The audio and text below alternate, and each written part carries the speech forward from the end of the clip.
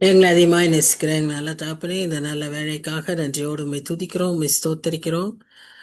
இதோ இந்த புதிய வருஷத்திலும் கூட திரும்பவுமாய் நாங்கள் கூடும்படியாக நாளையில நீர் முன் குறித்த நாங்கள் 3 பேருமாய் ஒன்று சேர் உம்முடைய வசனங்களை திரும்பவும் தியானிக்கும்படியாக எங்களுக்கு தந்த இந்த நல்ல வாய்ப்புக்காக நன்றி செலுத்துகிறோம். இந்த நேரத்தை நீர் ஆசீர்வதித்து தாரும். ஆவியானவர் முழுமையாய் பொறுப்பேற்றுக்கொள்ளும். எங்க சிந்தனைகள் இங்கே அங்கேயும் அலைப்பாயாதபடி ஒருமுகப்படுத்தி வசனத்துல கவனமா இருந்து ஆண்டவரே நீர் கற்றுக் கொடுக்கிற காரியங்களை கற்றுக்கொள்ள நீர் கிருபை தாரும். எங்களை அப்படி சமூகத்துல தாழ்த்தி ஒப்பு கொடுக்கிறோம். நீர் பொறுப்பேற்றுக்கொள்ளும். நேசிக்கிற இயேசு கிறிஸ்து மூலமாய் வேண்டிக் கொள்கிறோம் பிதாவே. ஆமேன் ஆமேன். கடந்த வருஷம் கடந்த ஸ்டடியில நாம பார்த்தது ஏசாயாவின் புத்தகம் 36ஆம் அதிகாரம். 36ஆம் அதிகாரத்தை முடிச்சோம். நம்ம ஏசாயாவை பற்றி கொஞ்சம் திரும்ப ஞாபகப்படுத்திக்குவோம். அவர் ஒரு ராஜவம்சத்தில் பிறந்த ஒரு தீர்க்கதரிசி. அவர் 4 ராஜாக்களுக்கு காலங்களில் தீர்க்கதரிசியா இருந்தார். சிறையிருப்புக்கு முன்பாக இருந்த தீர்க்கதரிசி. சிறையிருப்புன்னு குறிக்கப்படும் போது யூதாவை குறித்தவரை சிறையிருப்பு அப்படின்னு பொதுவாக சொல்றது எதுன்னா பாபிலோனிய சிறையிருப்பு தான் முக்கியப்படுத்துறாங்க. அசீரியர்கள் படையெடுத்து கொஞ்சம் பேரை சிறைப்படுத்தி போனாலும் முழுமையா எருசலேமை தீயரையாக்கி எருசலேம் மக்களை யூதர்களை சிறைப்பிடித்தது பாபிலோனிய அரசர் தான். அதனால அதைத்தான் முக்கியமா எக்ஸைல்னு குறிப்பிடுறாங்க. அதனால அந்த காலகட்டத்திற்கு முன்பாய் இருந்தவர் ஏசாயா. இந்த ஏசாயா புத்தகத்தை பார்த்தோம்னா அதுல 35 அதிகாரங்கள் நாம் படித்தோம். அந்த முதல் 35 அதிகாரங்கள்ல நாம் என்ன பார்க்கிறோம்னா நம்ம என்ன பார்க்கிறோம் என்று பார்ப்போமானால் இந்த தேசங்களுக்கு ஒரு எச்சரிப்பை கொடுப்பதை பார்க்கிறோம். இஸ்ரேலுக்கு முதல்ல ஒரு எச்சரிப்பு, சுற்றி இருக்கிற தேசங்களுக்கு எச்சரிப்பு, பிறகு எருசலேமுக்கு கொடுக்கப்பட்ட எச்சரிப்பு. அப்படிதான் அந்த 35 அதிகாரங்களிலும் தீர்க்கர் பேசி கொண்டிருந்தார். இந்த 36, 37, 38 எதை காண்பிக்கிறதுன்னு சொல்லி பார்த்தீங்கன்னா, ஒரு வரலாறு நிகழ்வு, எசேக்கியாவின் வாழ்க்கையில் நடந்த நிகழ்வு, ஒரு வரலாற்று பகுதியாக தான் இந்த 3 அதிகாரங்களையுமே நம்ம பார்க்கிறோம். அப்போ இந்த பகுதிகளில் இந்த டைம்ல என்ன ஆக்சுவலா நடந்ததுன்னு சொன்னா, எசாயாவுக்கு 3 விதமான critical times. He faced 3 crisis. என்னென்னு பார்த்தீங்கன்னா, ஒன்று ஒரு இன்டர்நேஷ்னல் கிரைசிஸ், அதாவது பல்நாட்டு வெளிநாட்டு ஒரு பிரச்சனை அவருக்கு. அடுத்ததா அவருடைய சரீரத்தில் ஏற்பட்ட பிசிக்கல் கிரைசிஸ், அவருக்கு ஏற்பட்ட ஒரு தொந்தரவு. அதற்கு பின்பாக தேசத்துக்கு, அவருடைய தேசத்துக்கு, அதாவது குறிப்பாக எருசலேமுக்கு நேரிட்ட ஒரு கிரைசிஸ். இப்படி இந்த 3 கிரைசிஸை அவர் ஃபேஸ் பண்ணார் அவருடைய வாழ்க்கையில். யார் ஃபேஸ் பண்ணாருன்னா, சாரி நான் ஏசாயான்னு சொன்னேன், ஆக்சுவலாக அது எசேக்கியா ராஜா. நம்ம 36, 37, 38, 39 இந்த 4 அதிகாரங்களிலும் யாருடைய வரலாற்றை பார்க்கிறோம் என்றால் எசேக்கியா ராஜாவின் வரலாறை பார்க்கிறோம். அந்த எசேக்கியா ராஜா அவர் தான் 4வது ராஜா ஏசாயா வாழ்ந்த காலத்துல. அந்த எசேக்கியா ராஜா ஒரு நல்ல கர்த்தருக்கு பயந்த ராஜா, ஏசாயாவுக்கு நல்ல நண்பராய் இருந்த ஒரு ராஜா. இந்த எசேக்கியா ராஜாவின் வரலாற்றை இந்த அதிகாரங்களில வாசிக்கிறோம், 36, 37, 38, 39. அதே போல 2 ராஜாக்கள் 18 20 அதிகாரத்திலும், 2 நாளாகமும் 29லிருந்து 32ஆம் அதிகாரம் வரைக்குமே இதே வரலாறை அங்கேயும் வாசிக்கிறோம். இப்படி 3 அதிகாரங்கள்ல இவருடைய வாழ்க்கையை குறிப்பை வாசிக்கிறோம். இப்போ இந்த எசேக்கியா ராஜாவை பற்றி நம்ம பார்த்தோமானால், முந்தின அதிகாரத்தில் நம்ம ஏற்கனவே பார்த்தது போல அவர் சில தவறுகளை செய்திருந்தார். கர்த்தரை நம்பாதபடிக்கு சில நடந்த ஒரு பிரச்சனையை பார்த்த உடனே அவர் என்ன செஞ்சிட்டாருன்னு சொன்னா, அந்த எதிராளிகளுக்கு அவர்களிடத்துல ஒரு அலையன்ஸ் வைக்கிறதுக்கு இப்போ முயற்சி செய்தார். அடுத்தது அதற்காக உதவிக்காக எகிப்தியர்களை நம்பினார். இப்படி சில தவறுகளை அவர் செய்திருந்தாலும் இந்த அதிகாரத்திலிருந்து நம்ம பார்க்குறோம் அவர் அதை எப்படி மேற்கொண்டார். இந்த இந்த கிரிட்டிக்கல் டைம்ஸை அவர் தன்னுடைய விசுவாசத்தினால அவர் அதை எப்படி மேற்கொண்டார் என்பதை நாம் இந்த அதிகாரங்களில் பார்க்கிறோம். நமக்கு எப்பவுமே இருக்கக்கூடிய ஒரே வெப்பன் எதுன்னு சொன்னா ஜெபம். இந்த அதிகாரங்களில் எசேக்கியாவின் ஜெப வாழ்க்கையை குறித்து அதிகமாய் வாசிக்கிறோம். இந்த புதிய வருஷத்துல கூட நம்ம அநேக தீர்மானங்களை எடுத்திருப்போம். இந்த இப்படி வாசித்து இதை பற்றி தியானிக்கிறப்போ நம்முடைய தீர்மானங்களுக்கு இது இன்னும் கூட உறுதுணையாக இருக்கும் என்று நான் நம்புகிறேன். இப்போ இந்த 37ஆம் அதிகாரத்துல முதல் வசனத்துல நம்ம என்ன பார்க்குறோம்னு சொன்னா, அந்த ராஜாவாகிய எசேக்கியா அதையெல்லாம் கேட்டு அதை தன்னுடைய வஸ்திரத்தை கிழித்து ரட்டு உடுத்தி கொண்டு கர்த்தருடைய ஆலயத்தில் பிரவேசித்து. இது ஏன் அப்படி செய்தார் அப்படின்னு பார்த்தீங்கன்னா, என்னத்தை கேட்டார் அப்படின்னு பார்த்தீங்கன்னா, முந்தின அதிகாரத்து கடைசியில் நம்ம வாசிக்கிறோம். இந்த ராஜ்யத்திலிருந்து 3 முக்கியமான நபர்களை எசேக்கியா அந்த ரப்சாகேட்ட அனுப்பியிருப்பார். ரப்சாகேங்கிறவர் யாருன்னா சனகரிப் ராஜாவுடைய ஃபீல்டு கமாண்டர். சனகரிப் ராஜா யாருன்னா அசிரியாவின் ராஜா.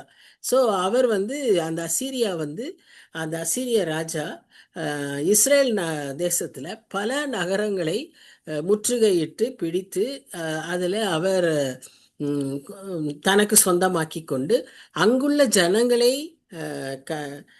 கேப்டிவ்ஸா பிடித்து சிறை பிடித்து தன்னுடைய நாட்டுக்கு வேற நாட்டுக்கு அனுப்பி அவர்களை கொடுமைப்படுத்தி கொண்டிருக்கிறதை பற்றி கேள்விப்பட்டார்கள். இப்ப என்ன செய்தார்னா, லாக்கீஷுங்கிற ஒரு இடத்துல இருந்து எருசலேமை தாக்க அவர் வருகிறார். எருசலேம் யூதர்களுக்கு ரொம்ப முக்கியமான ஒரு இடம். எருசலேமே அது ஏன்னா அங்கதான் தேவாலயம் இருக்கு. அது மாத்திரம் இல்ல, அந்த எருசலேம்னா கடவுளையே அவங்க தொடுற மாதிரி. ஸோ அதனால யூதர்களுக்கு அது ரொம்ப ரொம்ப பாதிப்பை உண்டாக்கும். இப்போ ராஜாவுக்கு அது ரொம்ப மனசுல பயம். இப்படி இருக்கிற சமயத்தில் இந்த 3 பேரும் போனவர்கள் அந்த முந்தின அதிகாரத்துல நம்ம பார்க்குறோம். அவர்களை ரொம்ப இல்ட்ரீட் பண்றாரு அந்த ரப்சாகே.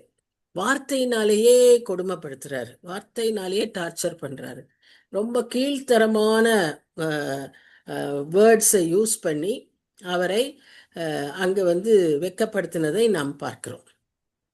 அவ்விதமாய் நடந்த சூழ்நிலையை அந்த 3 பேரும் ராஜாவிடம் சொல்றாங்க. ராஜா கிட்ட சொல்லும் போதே அவர்களே எப்படி வந்தாங்கன்னு சொன்னா, இந்த மாதிரி வஸ்திரங்களை கிழித்து ரட்டு உடுத்திக்கிட்டு தான் அவங்களே வந்தாங்க.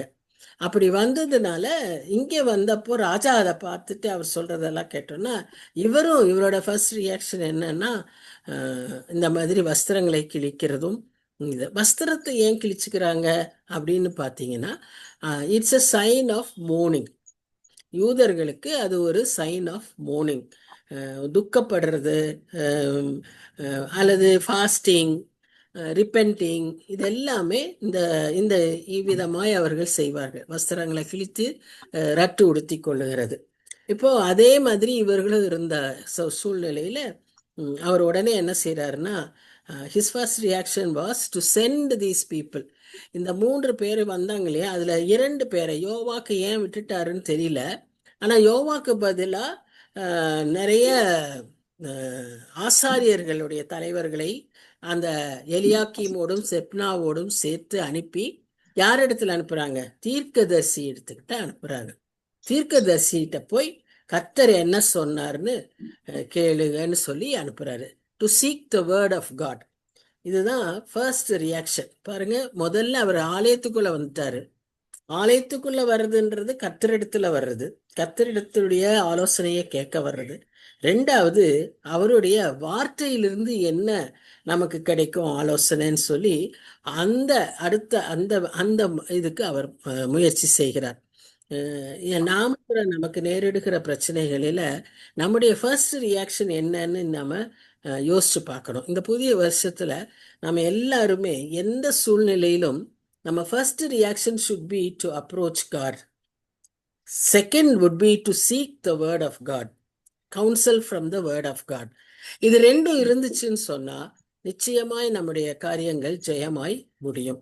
நம்முடைய காரியங்கள்லாம் ஜெயமா முடியும்னு ஒரு வாக்குத்தத்தம் சொன்னா அது நமக்கு ரொம்ப பிடிக்குது. ஆனா அதுக்கு செய்ய வேண்டிய ரெண்டு காரியம் என்னன்னா, அவருடைய ஆலோசனை, அவருடைய சித்தத்தை அறிந்து கொள்ளணும்.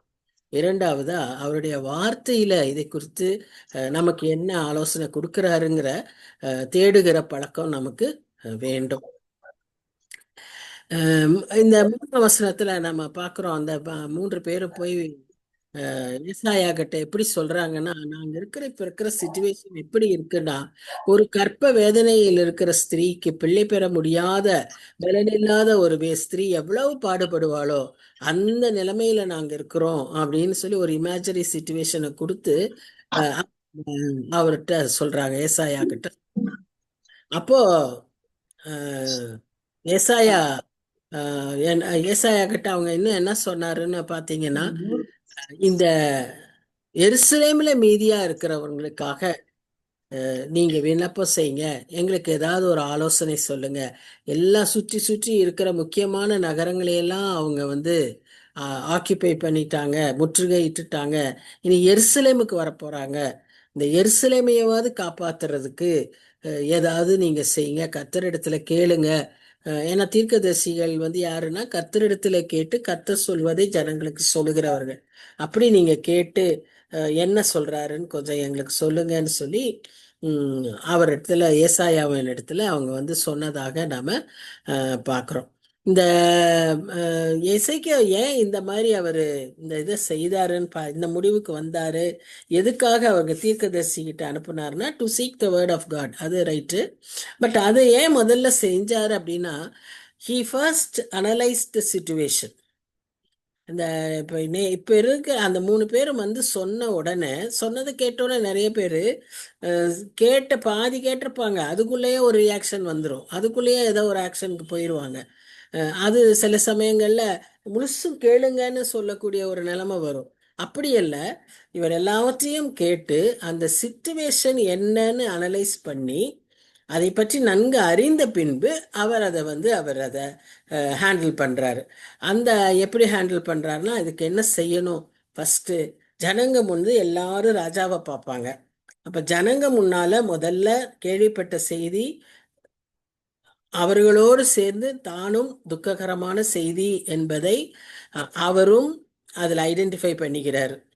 இப்போ நினிவே ராஜா கூட அன்னைக்கு யோனா பிரசங்கம் பண்ண உடனே ஆடு மாடு எல்லாத்தையும் ஃபாஸ்டிங் பண்ண சொல்லிட்டு அவரும் ரத்துடுத்தி அவரும் உட்காந்து ஜனங்களோட ஃபாஸ்ட் பண்ணாருன்னு சொல்லி நம்ம வாசிக்கிறோம். எப்பவுமே ஒரு good leader should identify himself with this subordinates. அப்போதான் அவங்களுக்குள்ள ஒரு வித்தியாசம் வராது, அவங்களுக்குள்ள ஒரு நல்ல இணக்கம் இருக்கும். ஸோ அதுதான் ஃபர்ஸ்ட் செய்கிறாரு. ஏன்னா ஜனங்கள்லாம் இவரை பார்த்துக்கிட்டு இருப்பாங்க. ரெண்டாவது அவர் செய்த இன்னொரு முக்கியமான காரியம், இந்த சுச்சுவேஷன்ல நாம என்ன செய்யணும்னு கர்த்தரிடத்துல ஆலோசனை கேட்போம். ஏன்னா நமக்கு வந்து இவனை சந்திக்கவே முடியாது, இவன் வந்து பெரிய மலை மாதிரி இருக்கான். நமக்கு அவனை வந்து எந்த விதத்திலும் அவனை வந்து அவனோடு கூட எதிர்த்து போராட முடியாது. அப்போ நமக்கு வந்து பலன் ஒருத்தரால் மாத்திரம்தான் கொடுக்க முடியும். அது யாருன்னா கர்த்தரால் மாத்திரம்தான் ஆகும்னு சொல்லி சகரியா சொல்றது போல, பலத்தினால பலத்தினால முடிங்க, வசனத்தை முடிங்க. பலத்தினால் அல்ல, பராக்கிரமத்தினாலும் அல்ல, ஆவியினாலே ஆகும். கரெக்ட். ஸோ அந்த விதமாக என்னாச்சு, இந்த எசேக்கியா உடனே கர்த்தரிடத்துல ஆட்களை அனுப்பி அவருடைய வார்த்தை என்னன்னு கேட்கணும்னு சொல்லி அனுப்புறாரு. இப்போ ஒரு ராஜா அவர் இந்த யுத்த சிச்சுவேஷன்ல ஒரு முடிவு எடுக்காம தீர்க்கதரிசி கிட்ட அனுப்புறது ஒரு வகையில பார்த்தா இவர் தன்னை வந்து எஸ்கேப் பண்ற மாதிரி இருக்கும், அல்லது இவர் வந்து ஒரு பயந்தாங்கொள்ளி மாதிரி தோணும். ஆனா அந்த அளவுக்கு தன்னை தாழ்த்தினார். தாழ்த்தி தான் அங்க போய் அந்த ஏசாயா கிட்ட போய் ஆலோசனை கேட்கிறார். ஏசாயா அப்படி நினைக்க மாட்டாரு. ஆனா ஜனங்கள், அவனுடைய நாட்டு ஜனங்கள், இது என்ன ராஜா அவரை ஒரு டெசிஷன் எடுக்காம உடனே தீர்க்கதரிசிக்கிட்ட ஆள் அனுப்புறாரு அப்படின்னு பேசக்கூடிய மக்கள் இருக்கலாம்.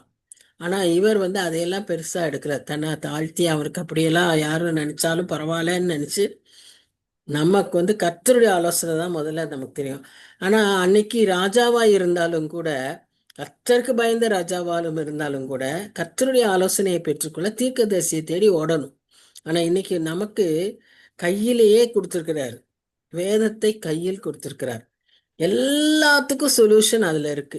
ஸோ நாம செய்ய வேண்டியதெல்லாம் இதை திறந்து பார்த்து வாசிக்கணும். ஸோ இந்த வருஷத்திலும் அதிகமாய் வேதத்தை தியானிக்கிறதற்கும் வாசிக்கிறதற்கும், பைபிளை ஒரு வருஷத்துக்குள்ள முடிக்கிறது இப்படின்னெல்லாம் நிறைய ஸ்கீம்ஸ் நிறைய பேர் சொல்றாங்க. அதையெல்லாம் ஏதாவது ஒன்றை ஃபாலோ பண்ணி நம்ம எப்படியாவது இருக்கக்கூடிய எஞ்சிய நாட்கள்ல நாம் இருக்கும்போது வேதத்தோடு அதிகமாய் நாம் நெருங்கி இருக்கிறதுக்கு நம்ம முயற்சிக்கணும். ஸோ இந்த வருஷத்துல நம்ம அதை திரும்பவும் செய்வோம். நம்ம ஏற்கனவே செஞ்சுக்கிட்டு இருப்போம், ஆனா இன்னும் கூட அப்படியாக நம்ம செய்யறதுக்கு முயற்சிக்கலாம். ஸோ அவனோட செகண்ட் ரியாக்ஷன் வந்து என்னன்னு சொன்னா, இந்த துக்ககரமான செய்தி அவனை தேவனிடத்திலிருந்து பிரிக்கல. அநேகருடைய வாழ்க்கையில பார்த்தீங்கன்னா, நான் இன்னைக்கு ஜெபம் பண்ணலைங்க, நான் இன்னைக்கு எனக்கு ஜெபத்துக்கு வரல, எனக்கு மனசு சரியில்லை, எனக்கு கஷ்டமா இருக்கு அப்படின்லாம் சொல்றவங்க நிறைய பேர் இருக்காங்க. ஆனா ஜெப அந்த மாதிரி நேரத்துல தான் ஜெபிக்கணும்னு நினைக்கிறாங்க பார்த்தீங்களா, அவங்க தான் உண்மையாவே ஜெயம் கொள்கிறவர்கள். மேற்கொள்ள முடியும், அவர்களால தான் எதையும் சந்திக்க முடியும். எப்படி நமக்கு முடியாத ஒரு ஜெபம் கூட சொல்ல முடியாத ஒரு சூழ்நிலையில இருக்கிறப்ப தான் நாம ஜெபிக்கணும். நமக்கு நாம ஜெபிக்க முடியாது. நமக்கான ஜெபிக்க வைக்கிறது யாரு? நம்மில் தங்கி இருக்கிற பரிசுத்த ஆவியானவர். அது one of his important work. நமக்குள்ள இருந்து அவர் நம்மை ஜெபிக்க வைப்பார், ஜெபிக்க கற்றுக் கொடுப்பார், ஜெபத்துக்கு ஜெபிக்கிறதுக்கு பலன் தருவார். ஸோ அந்த ஃபர்ஸ்ட் ஸ்டெப்பு நாம தான் எடுக்கணும். யோர்தான்ல கால் வச்சாங்க, யோர்தான் பிரிஞ்சது. ஆனா காலை நாம தான் எடுத்து வைக்கணும். அது மாதிரி ஜெபிக்க அந்த சூழ்நிலையிலும் நாம என்ன செய்யணும்? ஜெபிக்க வேண்டும். மூணாவதா அவர் என்ன செஞ்சாரு அப்படின்னா, இந்த மாதிரி தேவ வசனத்தை தீர்க்கதரிசி மூலமாக கர்த்தருடைய வார்த்தையை அவர் கேட்டார். அவரோட முக்கியமான ஒரு வேண்டுகோள் என்ன? இந்த மீதமாய் இருக்கிற மற்றெல்லாம் சுற்றி இருக்கிற நகரங்களையெல்லாம், இஸ்ரேலில் இருக்கிற நகரத்தை எல்லாம் பிடிச்சிட்டாரு. இந்த எருசலேமை அவர் தொடக்கூடாது. எருசலேமில் இருக்கிற ஜனங்களை காப்பாற்றணும். இந்த ஜனங்களை அவர் காப்பாற்றணும். இன்னைக்கு இருக்கிற சூழ்நிலையே நாமளே அப்படிதான் ஜெபிக்க வேண்டிய ஒரு சூழ்நிலையில இருக்கிறோம். நம்முடைய நாட்டை, தமிழ்நாட்டை, நம்ம நாட்டை காத்துக்கிறதுக்கு இந்த மக்களை நீர் காத்துக்கணும் அப்படின்னு தான் நாமவே கூட ஜெபிக்க வேண்டிய ஒரு சூழ்நிலையில தான் நாமும் இருக்கோம். இதெல்லாம் இதோட கூட நம்முடைய கண்டிஷனையும் நீங்க ஒப்பிட்டு பார்த்தீங்கன்னா நமக்கு நிறைய இப்படித்தான் தெரியும். ஏன்னா அந்த ரப்சாகே மாதிரி இன்னைக்கு நிறைய பேர் வந்து இங்க தமிழ்நாட்டிலேயே வந்து நிறைய பேசுறாங்க. மக்களை வந்து மக்களை நம்ப வைக்கிறாங்க, பயமுறுத்துறாங்க, மக்களை வந்து த்ரெட்டன் பண்றாங்க. நீங்க இப்படி செய்யலைன்னா அப்படி இருக்கும், இப்படி இருக்கும், நீங்க இவங்க வந்து இப்படி செய்வாங்கன்னு சொல்றாங்க, அதெல்லாம் ஒன்றும் செய்ய முடியாது. என்னென்ன டாக்டிக்ஸ் ரப்சாக்கே யூஸ் பண்ணானோ அதே மாதிரி அவன் யூஸ் பண்ணானா, அவனை கொண்டு பிசாசு இந்த மக்களை கலங்கடிச்சானோ அதே டாக்டிக்ஸ் தான் இன்னைக்கும் அரசியல்ல செஞ்சுக்கிட்டு இருக்காங்க. வந்து வந்து வந்து வந்து ரிப்பீட்டடா இந்த மாதிரி காரியங்களை பேசிக்கிட்டே இருக்காங்க. யாரு பேசுறவங்களும் இந்த மாதிரி தான் பேசுறாங்க. ஆனா நாம என்ன செய்யணும்? இந்த சூழ்நிலையெல்லாம் கர்த்தரை தேடி, கர்த்தருடைய வார்த்தையை தேடி நாம ஜெபிக்கணும். இந்த ஜனங்களை பாதுகாக்க உம்மாலத்தான் முடியும் சுவாமி. இவங்கெல்லாம் நமக்கு யாரா இருந்தாலும் நமக்கு யாராலும் உதவி செய்ய முடியாது. ஒன்னா அவங்க ஆவியானவருடைய கருவியா இருப்பாங்க, இல்லைன்னா பிசாசோட கருவியா இருப்பாங்க. ஸோ எங்களுக்கு வர்றவங்க எங்களை காத்துக்கொள்ளுகிறவர்களாய் உம்முடைய கருவியாய் இருக்க செயல்படுகிறவர்களாய் இருக்கிறத நீர் எங்களுக்கு அமைத்து கொடுன்னு சொல்லி நாம தான் கேட்கணும். ஏன்னா அதிகாரத்துல அமைக்கிறவர், அதிகாரத்தில் உட்கார வைக்கிறவர் யாரு? நம்ம ஆண்டவர். ஸோ அதனால நம்ம இப்படி இதற்காக ஜெபிக்க நம்ம அதிகமாய் கடமைப்பட்டிருக்கோம். இப்போ இந்த இடத்துல நம்ம இன்னும் என்ன பார்க்குறோம்னு சொன்னா, அப்ப ஏசாயா வந்து எசேக்கியாவுக்கு சொல்லி அனுப்புறாரு, அந்த அசிரிய ராஜாவை ஊழியக்காரர்லாம் சொன்னதெல்லாம் கேட்டு பயப்படாதீங்க. ஃபர்ஸ்ட் சொன்னது, எந்த இடத்துல நாம யார்கிட்ட பேசினாலும் முதல்ல நம்ம சொல்ல வேண்டியது பயப்படாதீங்க. ஏன்னா இந்த பயம்தான் நம்ம வந்து நம்முடைய மூளையே வேலை செய்ய விடாம பண்ணிடும். நம்ம விசுவாசத்தை எல்லாம் ஆட்டங்காண வைக்கும். எல்லாம் நம்ம எடுத்த தீர்மானங்களை எல்லாம் தகர்த்து போடும். எதுன்னா இந்த பயம். இந்த பயத்தை நமக்குள்ள வைக்கவே கூடாது. அதனாலதான் ஃபர்ஸ்ட் அவர் சொல்றாரு பயப்படாதீங்க. அதுக்கப்புறம் அவர் என்ன சொல்றாருன்னா, இப்படி சொன்ன அவனை நான் திரும்ப அவன் தேசத்துக்கே அனுப்பிடுவேன். அங்க அவன் தேசத்திலேயே பட்டயத்தால விழுவான். அதை நான் செய்வேன் அப்படின்னு கர்த்தர் ஒரு வாக்குத்தத்தத்தை சொல்றாரு. இது வந்து எங்கிருந்தோ எப்படி நடக்கும்னு ஒரு யோசனை கூட பண்ண முடியாத ஒரு வாக்குத்தத்தம். இங்க என்ன இப்படி நெருக்கமான சூழ்நிலை, ஆனா கர்த்தர் சொல்ற வாக்குத்தத்தம் இப்படி இருக்கு. அவன் திரும்பி போயிடுவான் அப்படின்றாரு. இப்ப இதெல்லாம் வந்து நமக்கு நம்பணும்னு சொன்னா நம்ம கர்த்தரை நன்கு அறிந்திருக்க வேண்டும்.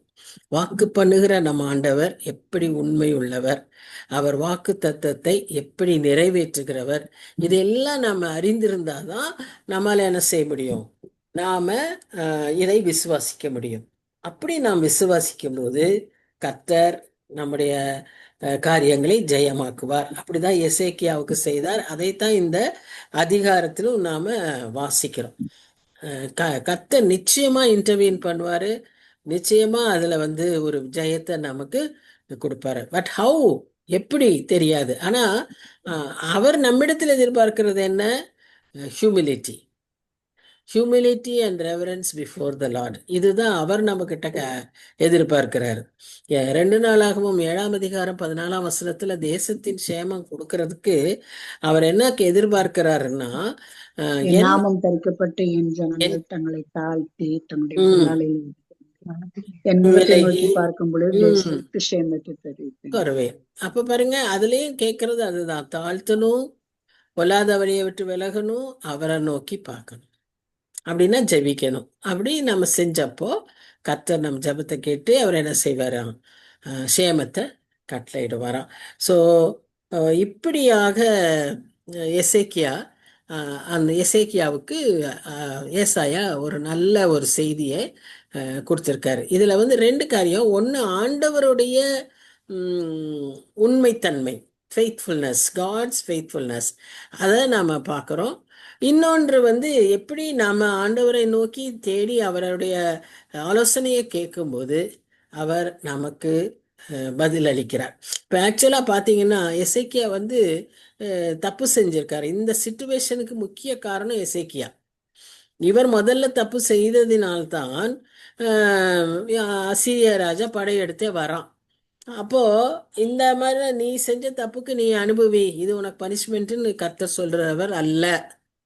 நாமே அப்படி செய்து சிக்கல்ல மாட்டியிருந்தாலும் இந்த சிக்கல்ல இருந்து என்னால விடுபட முடியல சுவாமின்னு ஆண்டவர் கையில கொடுத்துட்டோம்னா அவர் அதை நீட்டா விடுவிச்சு தருவார். அந்த சிச்சுவேஷனை மாற்றி கொடுப்பார். So he only want us to repent, he only want us to revere him, he only want us to humble ourselves. இதுதான் அவர் எதிர்பார்க்கிற காரியம். நம்மக்கிட்ட அந்த ஒரு நானுங்கிறது, பெருமை, அதெல்லாம் இருந்துச்சுன்னா நம்மளால என்ன செய்ய முடியாது? ஜெயம் கொள்ளுகிறவர்களாய் இருக்க முடியாது. நாம் எதை முதல்ல ஜெயம் கொள்ளணும்னா இதெல்லாம் தான் ஜெயம் கொள்ளணும். அப்புறம்தான் சிச்சுவேஷனுக்கே வரணும். நம்மை ஜெயம் கொண்டால்தான் நாம் அந்த சிச்சுவேஷனுக்கு வந்து வெற்றி பெற முடியும். ஸோ அதுதான் முக்கியமான செய்தி. சரி, 8, 9, 10, 13 வசனங்கள்ல என்ன நாம பார்க்குறோன்னா, இப்போ அவர் சொன்ன மாதிரியே அசீரியா வந்து இப்போ லாக்கீஸை விட்டு புறப்பட்டான்.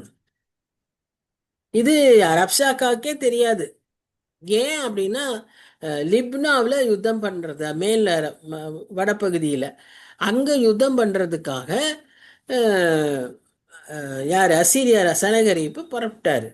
அப்போ இந்த ரப்ஷாக்கை இங்கே நின்று மிரட்டிக்கிட்டே இருந்தான்ல, அப்போ இவன் என்ன செய்கிறான்னா, இன்னும் கூட இன்னொரு செய்தி அவனுக்கு வருது.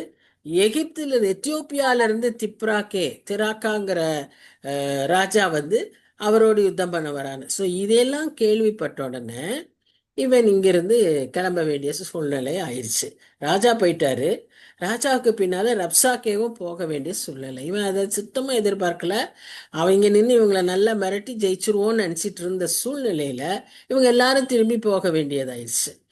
அப்போ அவன் என்ன சொல்றான்னா, நான் ஒன்றும் இப்படி போயிட்டதுனால உன்னை வந்து விட்டுட்டு போகலை, உன்னை வந்து உன்னை நீ நம்பி இருக்கிற தேவன் உன்னை காப்பாத்துறாருன்னு நினைக்காத. நான் எல்லாவற்றையும் என்னோட ஆமியெல்லாம் இங்கே தான் இருக்கு. ரெண்டாவது, அசிரிய ராஜாக்கள் படையெடுத்த எந்த இடத்தையும் அவங்க பிடிக்காம போனதே இல்லை. நீ மாத்திரம் எப்படி தப்பிச்சிருவ? அதனால நீ எல்லாம் அங்கே நான் பிடிச்சேன், இங்கே நான் பிடிச்சேன், அந்த இடத்துல அழித்தேன், கோசேனு ஆரானு இப்படின்னு பல நகரங்களை பேரை சொல்லி அவங்களையெல்லாம் அவங்க யாரு அவங்க தேவர்களா தப்பிச்சாங்க, அவங்க தேவர்களெல்லாம் தப்பிக்க முடியாததை உங்க தேவர்கள் தப்பிச்சிருவாங்களா? இப்படின்னு அவன் பேசுறான். தான் வார்த்தைகள் வேர்ட் ஹேஸ் பவர்னு சொன்னது போல இவன் வார்த்தையில வந்து it has power to kill as well as to give life, இல்லையா? கவுன்சில் பண்ணி ஒருத்தரை வந்து சூசைட் அட்டம்ப்ட்லேருந்து காப்பாற்றிட முடியும், டு கிவ் லைஃப். அதே சமயத்தில் இந்த மாதிரி டார்ச்சர் பண்ணி அவங்கள பயமுறுத்தி அவங்கள வேண்டாத தவறுகளையும் செய்ய வைக்க முடியும். இப்போ ரப்ஷாக்கு அந்த ரெண்டாவது தான் செய்கிறாரு. பிசாசாம மூலமாக அப்படி பேசுகிறாரு. அப்போ பேசுகிறப்போ இந்த காரியங்களை எல்லாம் அவன் சொல்கிறான். எஸ்ஐக்கியா கிட்ட இப்படி அப்படின்னு பேசி அவனை வந்து குழப்புறான். ஸோ அந்த சூழ்நிலையில எசேக்கியா என்ன பண்றாருன்னா, இவன் இந்த மாதிரி குழப்பினது மாத்திரம் இல்ல, இப்ப எசேக்கியாவை என்ன செய்யறது? நான் நின்று பேச முடியலையே, நான் ராஜாவை வந்து போய் சந்திக்க முடியலையே, ராஜா கிட்டேயே நேரா பேச முடியலையேன்னு அவன் உடனே என்ன பண்ணான்னா ஒரு லெட்டர் எழுதி அனுப்புறான். எசேக்கியாவுக்கு ஒரு லெட்டர் அவனுடைய ஸ்தானாபதிகள் கையிலிருந்து கொடுத்து இவங்க ஸ்தானாபதிகள்கிட்ட கொடுக்க சொல்றான். அப்போ இதை வாங்கி வாசிச்ச எசேக்கியா அவன் வந்து உடனே இம்மீடியட்டாக அவனுடைய ஸ்பான்டேனியஸ் ரியாக்ஷன் என்னன்னா, நேராக ஆலயத்துக்கு ஓடுறான். இன்னைக்கும் நிறைய செய்திகள், நிறைய வார்த்தைகள் அப்படியா இப்படியான்னு நம்ம நாட்டில் பயங்கரமாக இந்த தலைவர்கள் பலவிதமாக பேசிக்கிட்டே இருக்காங்க. எல்லாருடைய நம்பிக்கையையும் அசைக்கிறதுக்கு பேசுகிறாங்க.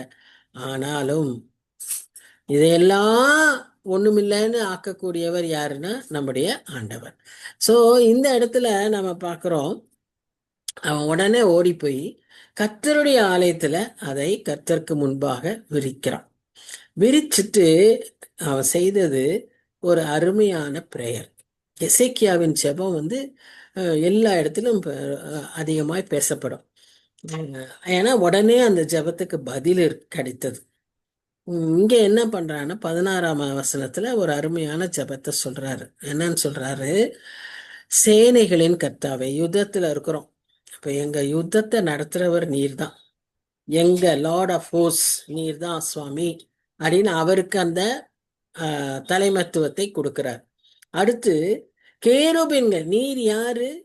கேருபீன்களில் வாசம் பண்ணுகிற இஸ்ரவேலின் தேவனே, நீர் இருக்கிற இடம் எங்க?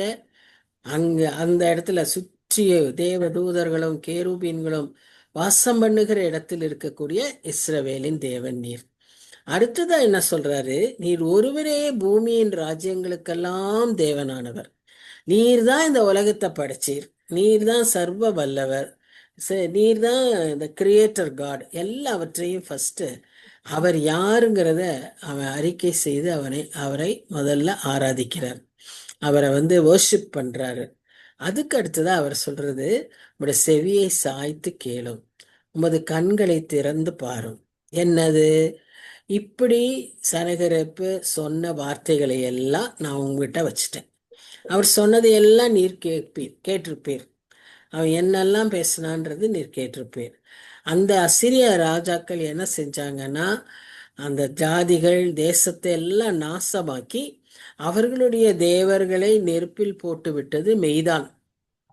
ஆனால் அவைகளெல்லாம் தேவர்கள் அல்லவே, அவைகளெல்லாம் மனுஷரால் உண்டாக்கப்பட்ட மரமும் கல்லும் தானே. அப்போ ஜீவனுள்ள தேவனை எசேக்கியா அறிக்கை செய்கிறார், நீர் ஒருவரே தேவன், அதெல்லாம் வெறும் மண்ணும் கல்லும் தான், அதையெல்லாம் நெருப்புல போட்டாச்சு. ஏன்னா எசேக்கியா வந்த உடனே வேலை என்ன செய்வார்னா, எல்லா மேடைகளையும் தகர்த்திருவார். அந்த நாட்டுல இந்த ராஜாக்கள் புஸ்தகத்துல எல்லாம் வாசிப்போம், எல்லாவற்றையும் தகர்த்து அதுல ஒன்று குறிப்பா சொல்லியிருக்கோம், அவனுடைய அம்மா ஒன்று தனியா வர்ஷிப் பண்ணுவாங்க, அந்த அம்மாவுடைய மேடையையும் இவன் தகர்த்துருவான். ஏன்னா அம்மா எதிர்த்துக்குவாங்க இல்லையா, அம்மா எதிர்க்கிறாங்கன்னாலும் கூட கர்த்தருக்கு முக்கியத்துவத்தை கொடுத்து அவன் அதை தகர்த்தான்னு சொல்லி வாசிப்போம். ஸோ அப்படி இவன் எல்லாத்தையும் செஞ்சான். ஏன்னா நான் நீர்தான் மெய்யான தெய்வன் என்று நான் அறிந்திருக்கிறேன், கர்த்தாவே நீர் ஒருவரே கர்த்தர் என்று இப்போதும் பூமியில் உள்ள எல்லா ராஜ்யங்களும் அறியும்படிக்கு எங்களை அவன் கைக்கு நீங்களாக்கி ரட்சியும் என்று விண்ணப்பம் பண்ணினான். எவ்வளோ அழகா அவனுடைய பிரச்சனைய கொண்டு வரான். கொண்டு வர்றதுக்கு முன்னால கர்த்தர் யாருன்னு அறிக்கை செய்து கர்த்தருடைய வல்லமையை சொல்லி தான் செய்ததை சொல்லி, அடுத்ததா ஆண்டவரே நீர் எங்களுக்கு இந்த சிச்சுவேஷன்ல உதவி செய்யும், ஏன்னா எல்லா ஜனங்களும் நீர்தான் மெய்யான தெய்வம் என்று அறிந்து கொள்ள உதவி செய்யும்னு 1 பேதுரு 5ஆம் அதிகாரத்துல நம்ம வாசிக்கிறபடி, நம்முடைய கர்த்தரை நம்முடைய கவலைகளை எல்லாம் நம்ம அவர் மேல வச்சுட்டா அவர் நம்மை விசாரிக்கிற தேவன். அப்போ அவருடைய கைக்குள்ள அடங்கி இருங்கள்னு சொல்றாரு. நம்ம அவர் கைக்குள்ள அடங்கி அவர் சொல்றபடி கேட்டு அவரிடத்துல நம்மை தாழ்த்தி நம்முடைய பிரச்சனைகளை அவர் இடத்துல விட்டுட்டா ஒரு ராஜா கொண்டு அந்த லெட்டரை அங்க வச்சிடலாம். இன்னைக்கு நமக்கும் பல விதங்கள்ல செய்திகள் வரும். ஒருவேளை நோட்டீஸ் வரும், ஒருவேளை லெட்டர் வரும், ஒருவேளை மெமோ வரும், என்னவா இருக்கட்டுமே, அதை கொண்டு போய் ஆண்டவர் பாதத்துல வச்சிட்டோம்னா அந்த சிச்சுவேஷனையே அவர் மாத்திடுவார். இதனால நமக்கு பெரிய குழப்பங்கள் நேரிடலாம். இன்னைக்கு இருக்கிற குடும்பங்கள்ல பாக்குறோம், இன்னைக்கு இருக்கிற தலைமுறைகள்ல இப்படிப்பட்ட சூழ்நிலைகள் உடனுக்குடனே நேரிடுகிறத பாக்குறோம். நேற்று வரைக்கும் அவங்க எல்லாரும் நல்லா செஞ்சு சாப்பிட்டு ஆஃபீஸ்ல இருந்து போயிருப்பாங்க. அடுத்த நாள் அவங்க வர்றதுக்குள்ளேயே என்ன ஆயிருதுன்னா, ஓவர் நைட்டில் அவங்க அக்கௌண்ட்ஸ் எல்லாம் ஃப்ரீஸ் ஆயிரும், கிரெடிட் கார்ட்ஸ் எல்லாம் பிளாக் ஆயிரும். ஒரே night if the person decides, official higher up decides இவர் இப்போ எடுக்கணும்னா ஒரு அனௌன்ஸ்மெண்ட்டும் கிடையாது, ஒன்றும் கிடையாது. இவங்க ரிசைன் பண்ணால் 3 மாதத்துக்கு முன்னால் நோட்டீஸ் கொடுக்கணும், ஆனால் அவங்க நோட்டீஸே இல்லாமல் அனுப்பிடுவாங்க. இப்படி தான் சூழ்நிலைகள் இருக்குது. ஆனால் இதை கொண்டு நம்ம எசேக்கியாவை போல ஆண்டவர்கிட்ட கொடுத்தோம்னா இந்த காரியத்தை விட பெட்டரான காரியத்தை ஆண்டவர் என்ன செய்வார், நிச்சயம் நமக்கு தருவார். இதையெல்லாம் அறியாத ஜனங்க தான் நிறைய பேர் கோயம்புத்தூர்ல ஒரு சின்ன குழந்தையோட கார்ல இப்படி அவங்களுக்கு கடன் நிறைய இருக்கு, திடீர்னு இப்படி ஒரு சுச்சுவேஷன் அவங்களுக்கு வந்துருச்சு. அவங்க ஒர்க் பண்ற ஐடி கம்பெனியில போத் சாஃப்ட்வேர் இன்ஜினியர்ஸ் நேரா கொண்டு போய் காரை குளத்துல விட்டாங்க, குழந்தையோட மரித்து போனார்கள். ஏன்னு சொன்னா நம்பிக்கை இல்லை, அவர்களுக்கு மெய்யான தெய்வம் அறியாதவர்களா இருந்தாங்க. இன்னைக்கு நிறைய பேர் இப்படி முடிவு எடுக்கிறவர்களா தான் இருக்காங்க. ஆனா நாம அறிந்த நாம் என்ன செய்யணும்னா, கூடிய மட்டும் யாருக்கெல்லாம் நம்ம சொல்ல முடியுமோ கர்த்தரை பற்றியும் கர்த்தருடைய வல்லமையை பற்றியும் சொல்லணும். அதை நாம் வாழ்ந்து காட்டணும். நம்ம பார்க்குறவங்க அவங்க தெரிஞ்சுக்கணும், என்ன சூழ்நிலைனாலும் இவங்க பயப்படுறதே இல்லையே, இவங்க எவ்வளோ தைரியமா இருக்காங்க. இதா நம்ம நினைக்கிறோம் நம்மளை பார்க்கலன்னு. நம்ம கூட இருக்கிறவங்க நம்மக்கிட்ட சொல்லவே மாட்டாங்க. பக்கத்தில் இருக்கிற மக்கள் நம்மளை கூர்ந்து கவனிக்கிறாங்க. நீங்க அவங்களாட்டெல்லாம் இல்லைங்க, உங்க உங்க கிறிஸ்தவங்களே உங்களாட்டம் இல்லைங்கன்னு சொல்ற அளவுக்கு நம்முடைய வாழ்க்கை இருக்கணும். அப்படித்தான் அவங்க அவங்க எல்லாவற்றையும் கவனிக்கிறாங்க. ஸோ அது மூலமா அவங்க தைரியத்தை பெற்றுக்கொள்கிறார்கள். அவங்களுக்கு அவங்க விதமா அவங்க நினைக்கிற விதமா அவங்க தைரியம் பெற்றுக்கிறாங்க. அதுதான் அதை தான் நம்ம வாழ்க்கையில நடைமுறையில பார்க்கிறோம். ஸோ எசேக்கியா அதுதான் இப்போ அவர் செய்தார். இப்போ இப்படியான சூழ்நிலையில என்ன நடந்துச்சு ஆக்சுவலான்னு பார்த்தா அந்த அதிகாரத்திலேயே நம்ம பார்ப்போம். பின்னால இவருடைய விண்ணப்பத்தை கேட்டு அந்த அந்த அசிரிய கேம்ப் ஆர்மி இருந்த இடத்துல 1,85,000 பேரை விட்டுட்டு தான் ரப்சாகே போயிருக்கார்.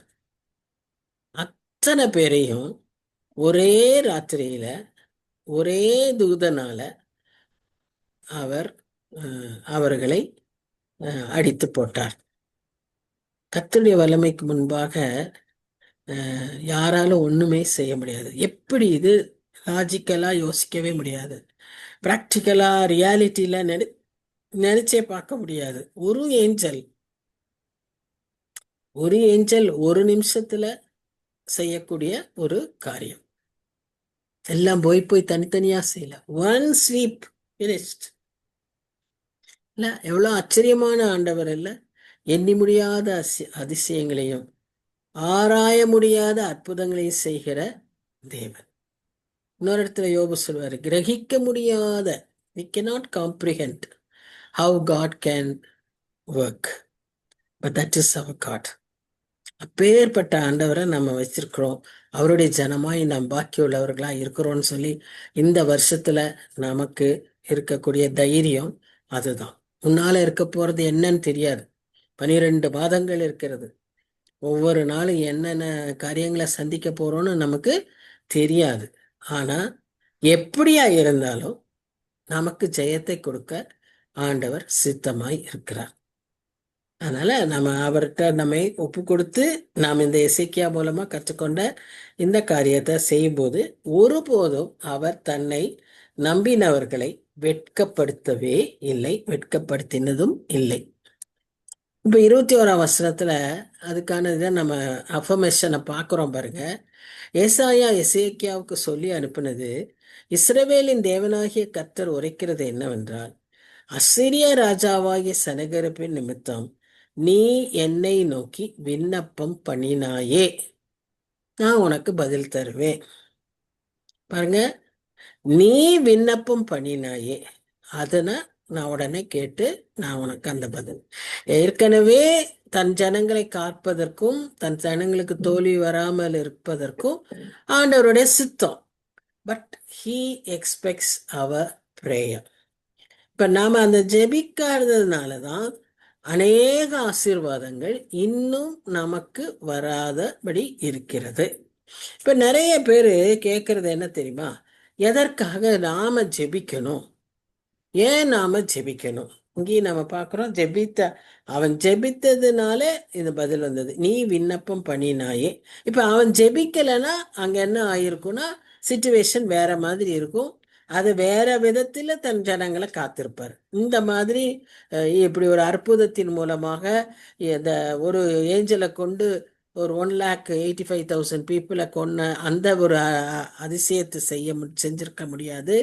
அப்படி இந்த ராஜாவின் வாழ்க்கையில அதை நிறைவேற்றிருக்க முடியாது. இவர் அவ்வளவு ஒரு காட்லி பர்சன்.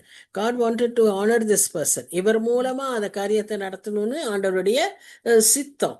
அதுக்கு ஏற்ற மாதிரி அவர் ஜெபித்ததினால அந்த ஆசீர்வாதத்தை அவர் கொடுத்தார். சரி, நம்ம ஏன் ஜெபிக்கணும் அப்படின்னு நிறைய பேர் கேள்வி கேட்குறாங்க. ஏன்னா மத்தேயு 6ஆம் அதிகாரம் 8ஆம் வசனத்துல நம்ம என்ன வசிக்கிறோம்னா, நாம ஜெபிக்கிறதுக்கு முன்னாலேயே பிதாவாகிய தேவனுக்கு நம்முடைய தேவைகளை எல்லாம் அறிந்திருக்கிறாரு இப்படின்ற அந்த வசனத்தை வச்சுட்டு அவருக்கு எல்லாமே முன்னாலேயே தெரியும்ல. அப்ப நாம ஏன் கேட்கணும்? நாம கேட்கணும்னு அவசியமே இல்லை. வாயில சொல் பிறவாருக்கு முன்பாகவே அவர் எல்லாம் அறிந்திருக்கிறார் இப்படின்றத அவங்க சொல்றாங்க. பட் கிங்டம் ரூல் என்ன அப்படின்னா, நாம கேட்கணும். நாம கேட்டாதான் அதை பெற்றுக்கொள்ளணும். நீங்கள் அதை பெற்றுக்கொள்ளும்படி என்னிடத்தில் கேளுங்கள். அப்படிதான் ஆண்டவர் வைக்கிறார் நமக்கு. அதை ஏன் அந்த கேட்கறதுல என்ன இருக்கு அப்படின்னா, அந்த கேட்கறதுல பெரிய விஷயம் இருக்கு.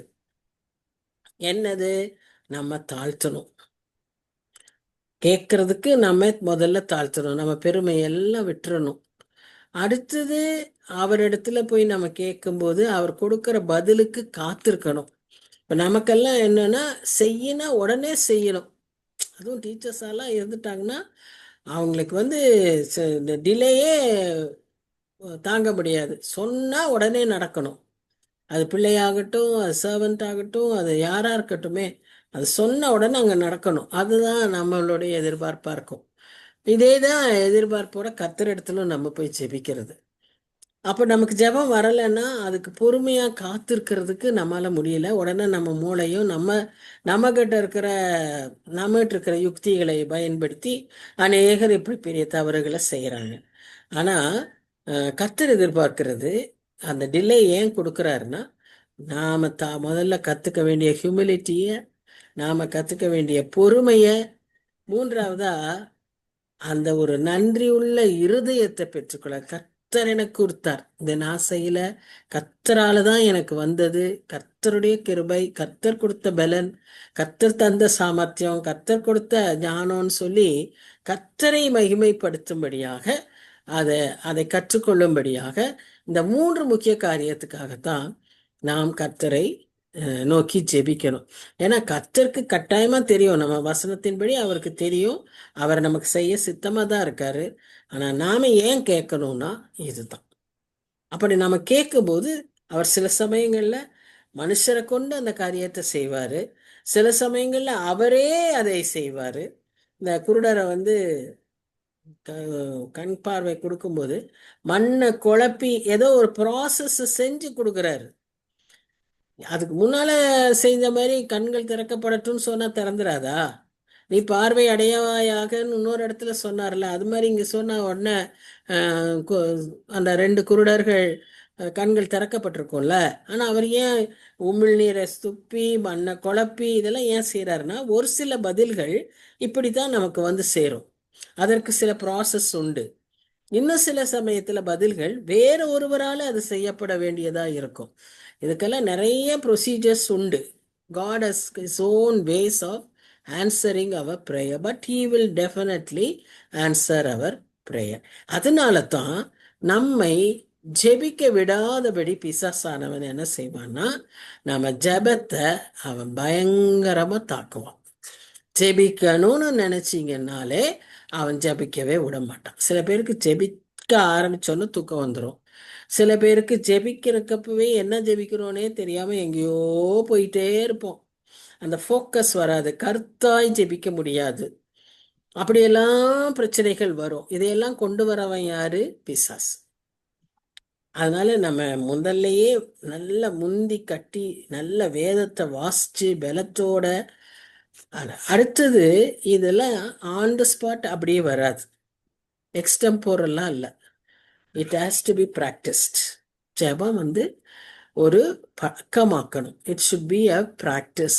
It should become a habit. It should be regular. இந்த நேரத்தில் இப்போ சுகருக்கெல்லாம் மருந்து டாக்டர் சொல்கிறாரு, அந்த பர்டிகுலர் நேரத்தில் நீங்கள் மருந்தை கரெக்டாக டெய்லி அந்த நேரத்திலேயே சாப்பிட்டீங்கன்னா, அந்த நேரத்திலேயே உங்கள் உணவு முறைகளை ஃபாலோ பண்ணிங்கன்னா உங்களுக்கு நல்ல ரிசல்ட் இருக்கணும். ஒரு சாதாரண வியாதிக்கு அந்த மருந்து செயல்படுறதுக்கு அந்த நேரத்திலேயே செஞ்சால் தான் அதுன்னா, ஜெபிக்கிறதுக்கும் நாம் இப்படிப்பட்ட ஒரு பழக்கத்தை வைத்துக்கொள்ளணும். இந்த நேரத்தில் நான் ஜெபிப்பேன், இது நேரம் ஜெப நேரம் அப்படின்னு நாம் இப்படி ஜெபிப்போம், இந்த நேரத்தில் ஜெபத்தில் இருப்போம்னு மற்றவர்களும் ஒரு சாட்சியா சொல்லத்தக்கதாக, இந்த நாளில் இவங்க ஆலயத்துக்கு போவாங்கன்ற ஒரு சாட்சி இருக்கத்தக்கதாக நம்முடைய வாழ்க்கையே இருக்கணும். நாம இப்படி எல்லாம் சில தீர்மானங்களை எல்லாம் எடுப்போம், முதல்ல அதை உடைச்சிருவோம். யாரு? பிசாஸ். இன்னைக்கு 7 நாள். இந்த 7 நாளைக்குள்ளேயே எத்தனையோ தீர்மானங்களை நாம உடைச்சிட்டோம். எத்தனையோ தீர்மானங்களை வாழ முடியல, துவக்கவே முடியல. இதுக்கெல்லாம் காரணம் என்னன்னா பிசாஸ். பிசாசனுடைய ஒரு முக்கியமான வேலை என்னன்னா, நம்மளை ரொம்ப பிஸியா வச்சுட்டேன். We are very busy. இந்த பிஸியாவே இருக்கிறதே நம்ம ஏற்கனவே சொன்னது போல being under Satan's yoke. BUSY, being under Satan's yoke. அவனுடைய நுகத்தின் கீழே நம்ம போட்டு வைக்கிறது தான் இந்த பிஸி. அதனால எப்போ நமக்கு பிஸின்ற ஒரு ஃபீலிங் வந்தாலே உட்காந்துருங்க. Take time to rest, take time to read word of God, take time to pray. So Chesterton சொல்றாரு, ஒரு பெரிய எஸ்ஐயிஸ்ட் அவர் சொல்றாரு, ப்ரேயரை பற்றி பேசுறது ஒன்று, ஆனால் உண்மையாவே ப்ரேயரை ஜபிக்கிறது வேறொன்று. ஈஸியா நிறைய ப்ரேயரை பற்றி பேசலாம். 1 மணி நேரம் கூட ப்ரேயரை பற்றி பேசலாம். Types of prayer, pastors of prayer, என்னென்னமோ பேசலாம். ஆனா அந்த ப்ரே பண்றதுங்கிறது இட் இஸ் நாட் ஈஸி. ஏன்னா பிசாசு விடவே மாட்டான். அந்த ப்ரேயருக்கு கண்டு நம்மை காட்டிலும் அவன்தான் அதிகமாய் நடுங்குகிறவன். முழங்கால்களை கண்டு நடுங்குகிறவன் அவன். அதனால அதுதான் நம்முடைய ஆயுதம். அதுதான் நமக்கு வெற்றியை கொண்டு வரும். இப்போ 5 reasons why we should pray. ஏன்னா இப்ப எசேக்கியாவுடைய ஜெபத்தை பார்த்தா, நீ விண்ணப்பம் பண்ணினாயே, அப்ப அந்த பதில், இதுக்கு பின்னால வர்றது பூரா பதில். அந்த பதிலை பெற்றுக்கொள்ள அவன் செய்த ஒரே காரியம் அந்த விண்ணப்பம். அந்த விண்ணப்பத்தை எப்படி பண்ணான்னு நம்ம பார்த்தோம். இப்ப நம்ம ஏன் ஜெபிக்கணும்னா, first of all to learn humility, patience and gratitude. நம்ம இந்த 3 முக்கியமான குணாதிசயங்களை நம்மில் வளர்த்து கொள்ளவே நாம் ஜெபிக்க வேண்டும். ஜெபிக்கும் போது இந்த 3 காரியங்களும் நமக்குள்ளாய் வரும். Count your blessings, name them one by one, and it will surprise you what the Lord hath done. Count பண்ண ஆரம்பிச்சாதான் நமக்கு என்ன வரும், அது எவ்வளோ செஞ்சிருக்காருன்னு பார்க்க முடியும். எவ்வளோ செஞ்சிட்டாரு இந்த வருஷம் பூரா, எத்தனையோ செஞ்சாரு, அதை சொல்லி பாருங்களேன். அப்போதான் நிறைய நமக்கு தெரியும். அதை ஒன் பை ஒன் சொல்ல எண்ணி எண்ணி துதி செய்ய முடியும். அடுத்து 2வதா என்ன நம்ம பார்க்குறோன்னா, நம்முடைய ஆண்டவர், அவருடைய பிள்ளைகள் இல்லையா நாம, நமக்கு முன்னால நம்மை மகிழ்விக்கத்தக்கதாக அவருடைய வல்லமையை அவர் நமக்கு காண்பிக்கிறதுக்கு அவர் இந்த ஜெபத்தை பயன்படுத்துகிறார். இப்போ 16ல் ஜெபிச்சாரு, 21ல் நீ விண்ணப்பம் பண்ணியேன்னு சொன்னாரு. அதற்கான அற்புதமான பதில 36ஆம் வசனத்துல பார்க்கிறோம். 16ஆம் வசனம், 21ஆம் வசனம், 36ஆம் வசனம், 3மே இந்த அதிகாரத்துல இருக்கு. இதுல கர்த்தர் அவருடைய வல்லமையை காண்பிக்கும்படியாக, நாம் ஜெபித்ததுக்கான பதில கொடுக்கும்படியாக, எவ்வளவு வித்தியாசமா ஆச்சரியமான விதங்கள்ல அவர் செய்கிறார் என்பதை நாம் அறிந்து கொள்ளும்படியாக நாம் இந்த வசனங்களின் மூலமாக கர்த்தருடைய வல்லமையை புரிந்து கொள்கிறோம். நம்ம இதை பார்க்க இப்படி ஜெபிச்சதுக்கு ஒரு பதில் கிடைச்சதுன்னு பார்க்க பிரேயர் பில்ட்ஸ் பிரேயர் லைஃப். நம்மளுடைய ஜெப வாழ்க்கையை ஜெபமே இன்னும் கட்டி எழுப்புகிறது. இப்போ ஒரு சின்ன ஒரு இது சொல்கிறேன். நாங்கள் ஒரு மாதம், நவம்பர் மாதம் ஃபுல்லாக சென்னைக்கு போயிட்டோம். நாங்கள் நவம்பர் மாதம் போனதுனால அந்த ஒரு மாதம் ஆக்சுவலாக எத்தனை நாள் லீவ் எடுத்து நான் போனேன்னா அதற்கான சம்பளத்தை நம்ம சர்வன்ஸ்க்கு கொடுத்துட்றோம். இப்போ நம்ம குக்கு இங்கே அந்த ஒரு மாதம் லீவு நீங்கள் நல்லா ரெஸ்ட் எடுத்துகிட்டு வாங்கம்மான்னு சொல்லியிருந்தேன். நான் போய் ஒரு 10 நாள்லேயே அவங்க ஃபோன் பண்ணி சொல்லிட்டாங்க, நான் எங்கள் ஊருக்கே போயிட்டேம்மா, நீங்கள் வேற ஆளாக பார்த்துக்கோங்கன்ட்டாங்க. அப்போ நான் இங்கே வந்தால் நமக்கு டிசம்பர் மாதம், இங்கே எக்ஸ்ட்ரீம்லி கோல்டு, குளிர். அதில் 1ஆம் தேதியிலேருந்து நான் 1ஆம் தேதி வந்தேன். 1ஆம் தேதியிலேருந்து கிறிஸ்மஸ் தாண்டி முடிகிற வரைக்குமே எனக்கு ஆள் இல்லை. அந்த 26 டேஸும் I hate to work, I hate to cook. பிள்ளைங்க லேட்டாக வந்தால் கூட முன்னால இருந்து நான் அந்த முந்தின ஒரு 20 நாள் 22 நாள்ல நாமே செய்ய வேண்டியிருந்துச்சு. நல்லா ஜெபம் பண்ணேன். சாமி என்ன சொல்றீங்க, என்ன எனக்கு சொல்லிடுங்க, நான் என்ன கற்றுக்கணும், நான் என்ன எதுக்கு இந்த மாதிரி ஒரு situation, I need a servant. எனக்கு இல்லைன்னா காலெல்லாம் கெஞ்சும். கொஞ்ச நேரத்தில் வேலை செஞ்சு முடிக்கிறதுக்குள்ள 2 காலும் அப்படியே பலன் இல்லாமல் ஆயிரும், அந்த மாதிரி ஆயிரும். அப்புறம் கொஞ்ச நேரம் உட்காந்து ரெஸ்ட் பண்ணிட்டு அப்புறம் மறுபடியும் போகணும். எதை நான் செய்யாமல் விடுறது. வெளியெல்லாம் சாப்பிட்டா, ரொம்ப டெய்லி சாப்பிட்டாலாம் நமக்கு ஒத்துக்க மாட்டேங்குது. அப்போ எதையோ ஒன்று கொஞ்சமாவது நம்ம செஞ்சு தான் சாப்பிடணும். அப்போ இப்படியா இருந்துச்சு. நல்லா ஜெபம் பண்ணேன். கிருபையால் ஒரு 26ஆம் தேதி ஒரு ஆள் கிடச்சிது. சின்ன விஷயந்தான், ஆனால் அது எனக்கு ஒரு பெரிய ஒரு காட் ஆன்சர்ட் ஆர் ப்ரேயர்ஸுங்கிறதுக்கு ஒரு பெரிய சாட்சி. உண்மையாகவே அவங்க அந்த அம்மா வந்தது எனக்கு ஒரு பெரிய ரிலீஃபாக இருந்துச்சு.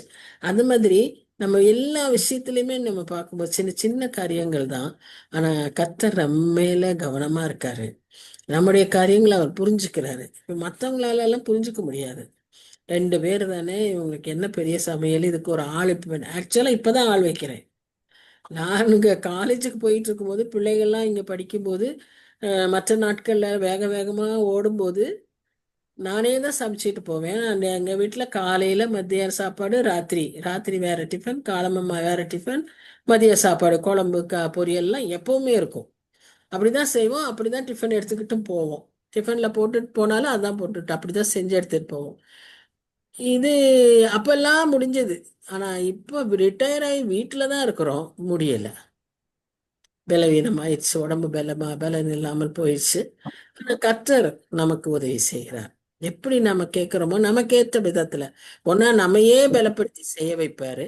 இல்லையா உண்மையாவே நமக்கு முடியாதுங்கிற சூழ்நிலையில நமக்கு ஒரு ஆளை கொடுத்து செய்வார். யார் மூலமாவது நமக்கு உதவி கிடைக்கும் செய்வார். சின்ன விஷயம்தான். அது நான் என்ன சொல்றேன்னா, இப்படி ஒவ்வொரு விஷயத்திலும் நம்ம கர்த்தரை அனுபவிச்சு அனுபவிச்சு நம்ம நம்ம வாழ்க்கையை நடத்தும் போது then only we will realize how blessed we are. நமக்கு ஆண்டவர் எவ்வளவு ஆசீர்வாதங்களை வச்சிருக்காரு, எவ்வளவு ஆசீர்வாதங்களை தராருன்னு. இது ஒரு சின்ன விஷயம். ஆவிக்குரிய விஷயங்கள்ல எவ்வளவு நன்மைகளை ஆண்டவர் நமக்காக வச்சு நமக்கு தந்துகிட்டு இருக்காரு நமக்கே தெரியும். மூணாவதாக நம்ம எதுக்காக ஜெபிக்கணும்னு சொன்னா, நம்முடைய சித்தத்தை அவருடைய சித்தத்திற்கு முன்பாக உடைத்து விட. ஒன்றுமில்லை அப்படின்னு நம்ம சித்தத்தை அவருக்கு முன்னால தாழ்த்தணும். இதுக்கு பெஸ்ட் எக்ஸாம்பிள் யாருன்னா இயேசு கிறிஸ்துவே தான். கெத்சமனேல அவர் என்ன பண்ணி ஜெபம் பண்றாரு, என் சித்தம் அல்ல சுவாமி, உம்முடைய சித்தமே ஆகட்டும் அப்படின்னு அவர் அங்க ஜெபிக்கிறார் இல்லையா. இந்த ஜெபத்தை தான் நம்ம எப்பவுமே ஜெபிக்கணும். என் சித்தம் இல்ல சுவாமி. So to bend our will, bending தான். ஏன்னா நம்ம வில் அவ்வளோ ஸ்டபன். நம்ம இஷ்டம், நாம கேட்கறது நடக்கணும்னு நினைக்கிறது நம்மளுடைய இயல்பு. அதுதான் நம்முடைய ஸ்ட்ராங் பாயிண்ட். ஆனா அதை தாழ்த்தி உடைச்சாதான் கர்த்தர் நமக்கு பதில் தருகிறார். அது வீக்னஸே கிடையாது, அது மீக்னஸ். மீக்னஸ்ன்னு சொன்னா தாழ்மை. அதுதான், அதை நம்ம ஏற்றுக்கொள்ளணும்.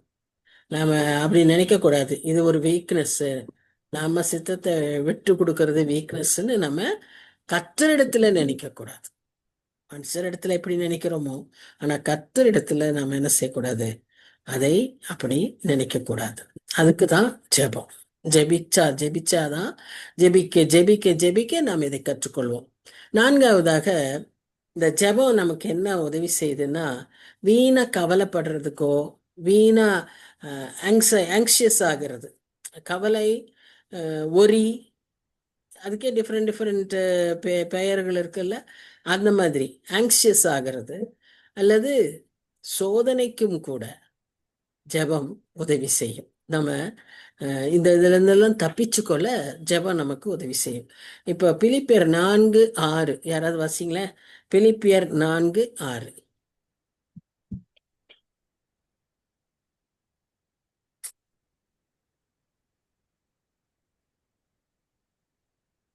நீங்கள் ஒன்றுக்கும் கவலைப்படாமல் எல்லாவற்றையும் குறித்து உங்கள் விண்ணப்பங்களை ஸ்தோத்திரத்தோட கூடிய ஜெபத்தினாலும் வேண்டுதலினாலும் தேவனுக்கு தெரியப்படுத்துங்க.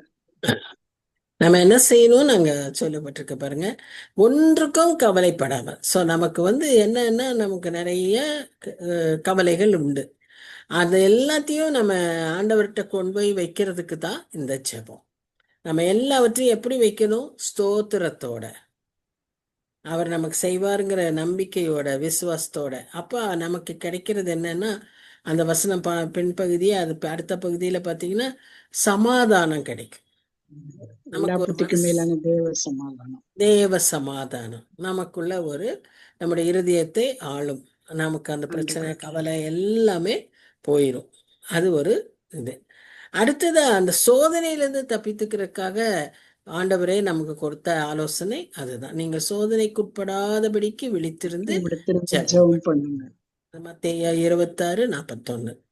ஸோ நான்காவது காரணம் why we should pray, நம்ம சோதனையிலிருந்து தப்பித்து கொள்ள, நம்முடைய கவலைகள், நம்முடைய ஒரீஸ், இதெல்லாத்திலிருந்தும் நாம ஆண்டவர் இடத்துல சொல்லுவதற்கு இந்த ஜெபம் நமக்கு அவசியம். அடுத்ததா நம்ம பார்க்கறது இன்னொரு காரியம், எதுக்கு நம்ம ஜெபிக்கணும்னா, மன்னிப்பை பெற்றுக்கொள்ளவும் மற்றவர்களை மன்னிக்க. அதற்கு நமக்கு ஜெபம் மிக அவசியம். நம்முடைய மன்னிப்பை பெற்றுக்கொள்வதற்கு நமக்கு இருக்கிற ஒரு வேத பகுதி எதுன்னா சங்கீதம் 51. அழகா நம்முடைய பாவங்களை எப்படி அறிக்கை செய்யணும், எப்படி நம்ம மன்னிப்பை பெற்றுக்கொள்ளணும் அப்படிங்கிறதுக்கெல்லாம் அது ஒரு நல்ல மாடல் பிரேயர் இல்லையா? சங்கீதம் 51 சங்கீதக்காரன் தாவீது பண்ணின ஜெபம். அதே நமக்கு நம்முடைய மன்னிப்பை பெற்றுக்கொள்வதற்கு ஏதுவாக இருக்கும். ஆனா அந்த மன்னிப்பை பெற்ற நாம் மற்றவர்களை மன்னிக்கக்கூடிய இருதயத்தை நாம் பெற்றுக்கொள்ளும்படியாக நாம ஜெபிக்கணும். இந்த ஜெபத்தின் உள்ள ஒரு நம்ம எக்ஸசைஸா வச்சுக்கிட்டோம்னா, எப்படி இந்த பிசியோதெரப்பி, இந்த ஜிம்மு இதெல்லாம் போறாங்கல்ல, அதெல்லாம் உடலுக்கு அவங்க ஏதோ ஒரு பகுதியை செய்ய செய்ய அவங்களுக்கு எதேதோ அவங்களுடைய பிசியாலஜி, அவங்களுடைய மசில்ஸு, அவங்களுடைய எனர்ஜி, அவங்களுடைய இந்த வெயிட் லாஸு எல்லாமும் அப்படி ரெகுலேட் ஆகிறது போல ஆவிக்குரிய வாழ்க்கையில நமக்கும் இந்த ப்ரேயர் எக்ஸசைஸ் வந்து எல்லா காரியங்களையும் நமக்கு ரெகுலேட் பண்ணி கொடுத்துரும்.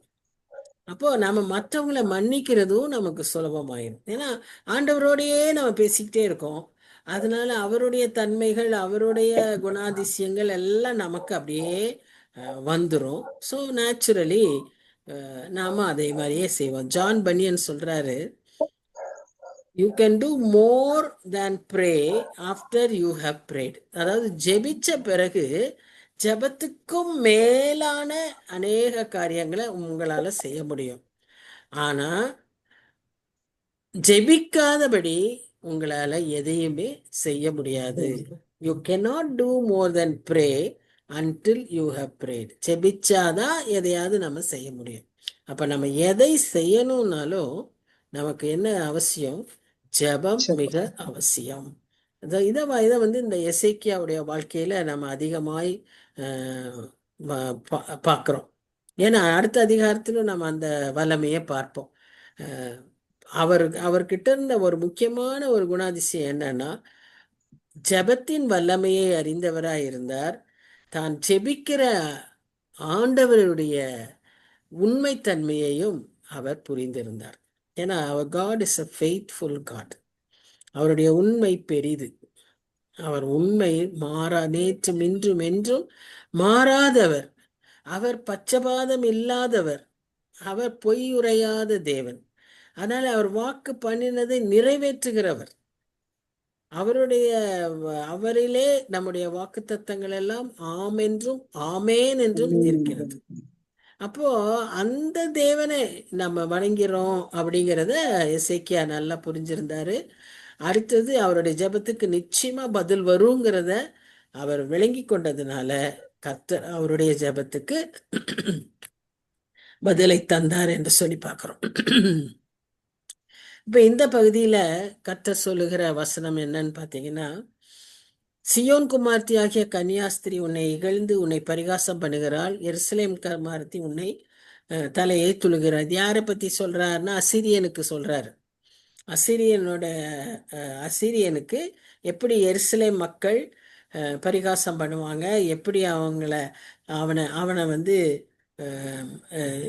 இகழ்வார்கள், அப்படி ஒரு நாட்கள் வரும் என்பதை தீர்க்கன் மூலமாக அவர் சொல்றாரு. அடுத்தது, நீ யாரை நிந்தித்து தூஷித்தாய்?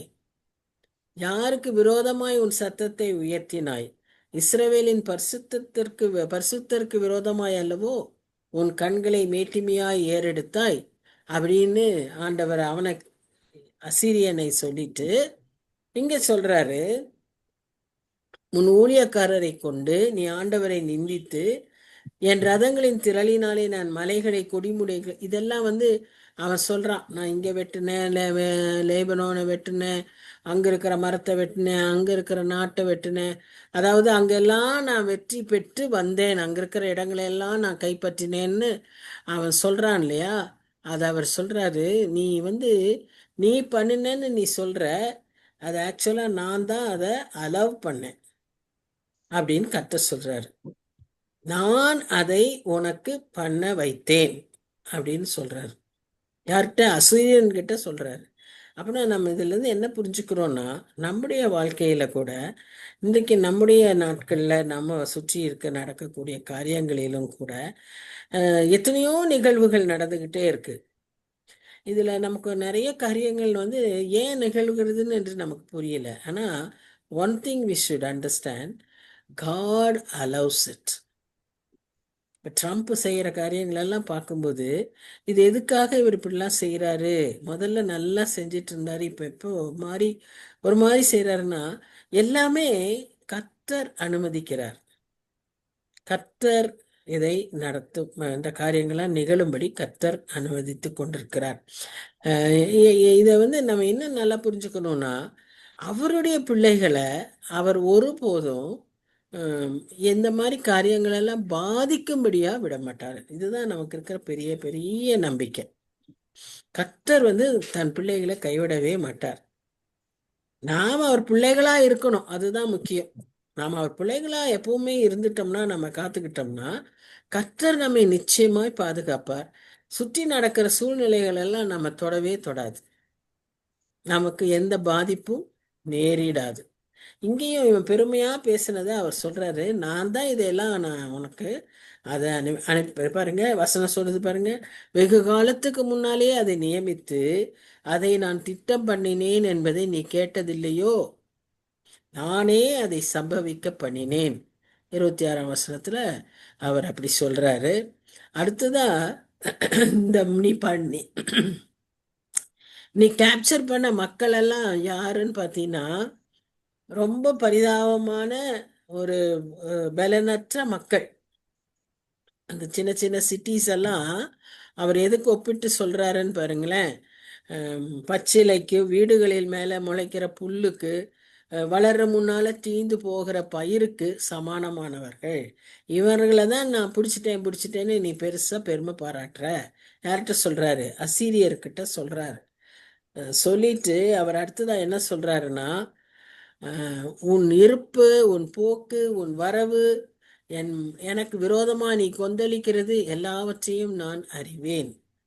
நீ இந்த மாதிரி செய்து என்ன பண்றேன்னா, இப்படி எல்லாம் பேசுனதுனால அது என் காதிலே ஏறிற்று. நல்லா புரிஞ்சுக்கணும். நாம பேசுறது மாத்திரம் கர்த்தருக்கு ஜபம் மாத்திரம்தான் கர்த்தருக்கு கசவிகள் திறந்திருக்குன்னு நம்ம நினைக்கிறோம். ஆனா அவன் பேசுறதும் கர்த்தருக்கு கேட்குது. இங்கதான் நம்ம அதை பார்க்கிறோம். நாம எப்போ என்ன சொல்லுவோம், நீதிமான்களின் ஜபத்துக்கு, செம்மையானவர்களின் ஜபத்துக்கு கர்த்தருடைய செவிகள் திறந்திருக்கிறது அப்படின்னு நம்ம நினைச்சுக்கிறோம். அது உண்மைதான், இல்லை. ஆனா அதே சமயத்துல அவன் பேசுனதையும் அவரு கேட்கிறாரு. அன்னைக்கு எகிப்துல ஆளோட்டிகளின் சத்தத்தை அவர் கேட்டார்.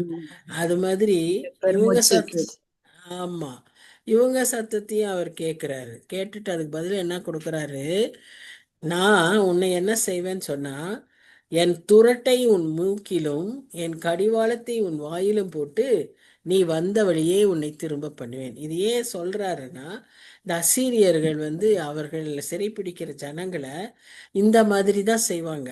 அவங்க மூக்குல இந்த தூண்டில போட்டு மூக்குக்குள்ள மாட்டி வாயில செயினை கட்டி அதை வச்சு இழுத்துட்டு போவாங்க.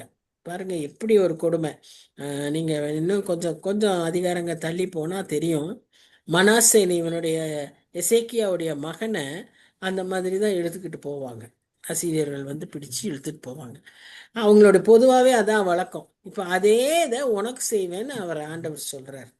நீ வந்த வழியே உன்னை திரும்ப பண்ணுவேன் அப்படின்னு சொல்லிட்டு இப்போ வந்து அதுக்கு அடையாளமா எருசலேம் மக்களுக்கு என்னன்னு சொல்றாருன்னா, இந்த வருஷத்துல, ஏன்னா இந்த போர் சூழ்நிலையினால அவங்களுக்கு விதைப்போ அறுப்போ இல்லை.